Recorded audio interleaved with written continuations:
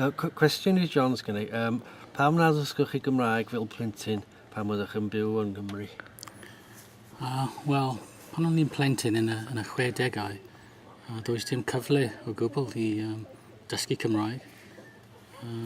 Dwi'n dod o teulu Eidaleg, so dwi'n dysgu, wel dwi'n siarad Eidaleg yn y tŷ, so mae'n anodd i fi i dysgu Saesneg, so does dim chance o gwbl i dysgu Cymraeg. Wel, mae profiad eitha tebyg gyda fi i John, ond yr amser sy'n bwysig, o'n i'n tyfu lan yn y 50au a'r 60au. A oedd rieni'n siarad Cymraeg, oedd bobl y pentre'n siarad Cymraeg, ond oedd rieni a'r athrawon yn yr ysgol yn gwthio ni tuag at y Saesneg, oherwydd y Saesneg oedd iaith addysg a iaith swyddfa da ac yn y blaen. Oedd hwn yn ffaith eitha diddorol i fi, oherwydd oedd mam yn sôn am ei mam hi yn mynd i'r un ysgol yn yr un pentre nôl yn y 40 ganrif ar 15, a oedd rhaid i mam gi wisgo'r Welsh Not. So dyma ni bron canrif yn hwyrach ar un peth yn digwydd. So dyna ni.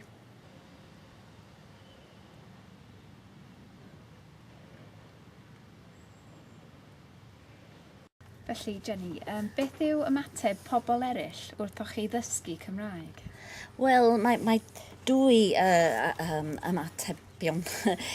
Mae rhai pobl yn meddwl mod i'n dipyn bach yn odd yn dysgu Cymraeg, achos mae'n hwn credu mae Cymraeg yn iaith yn marw, a does na ddim pwynt yn dysgu Cymraeg. A mae pobl eraill, sef pobl sy'n nabod dipyn bach o iaith, yn edmygu i, a mae'n hwn dweud, mae'n iaith anodd i dysgu, a chwarae teg i chi am ceisio ac yn dal ati dysgu Cymraeg. Ia. Da iawn, diolch. Ac Alun, ym mha ffordd mae eich resymau dysgu Cymraeg wedi newid dros y flynyddoedd? Wel, yn wreiddiol, dysgu Cymraeg mwyn dwi'n byw yn Uwch, ac yn rhai o bobl yn siarad Cymraeg yn Uwch. Ond ar ôl rhai o flynyddoedd, dechreuais i ceisio bod yn hiwtor fy hun i oedolion, a ar hyn o bryd dwi'n gweithio at yr targed hyn, mwyn helpu bobl eraill yn siarad Cymraeg. Well na fi, gobeithio.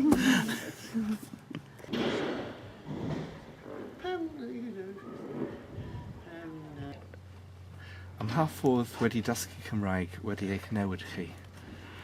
Wel, dwi'n dysgu Cymraeg ers 4 blynedd rwan, ond dwi'n deall bod chi'n deall diwylliant yn well rwan, achos dwi ddim yn meddwl bod hi'n bosib i deall bobl Cymraeg os da chi ddim yn siarad Cymraeg.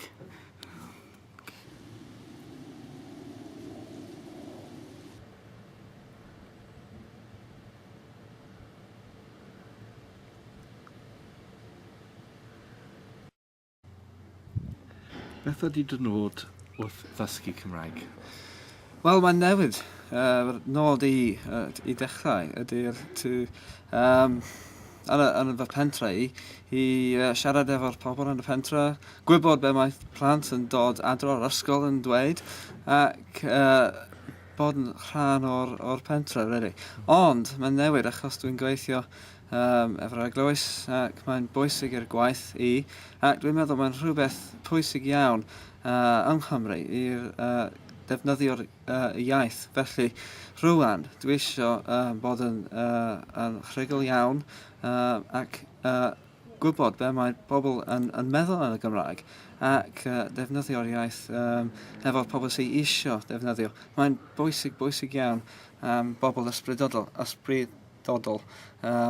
i ddefnyddio y iaith naturiol i ni. Felly mae'r nod i bod yn rhugl efo'r popeth yr eglwys ac y culture Cymraeg.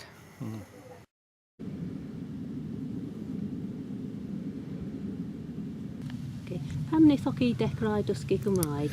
Wel, pan desu yn ôl i Cymru, dwi'n dweud i fi, bydde un yn dysgu. Mae iaith yn un pwysig i y gwlad. Mae gwlad heb iaith, gwlad heb detholiant. Felly, dwi'n dweud, rhaid i fi ddysgu.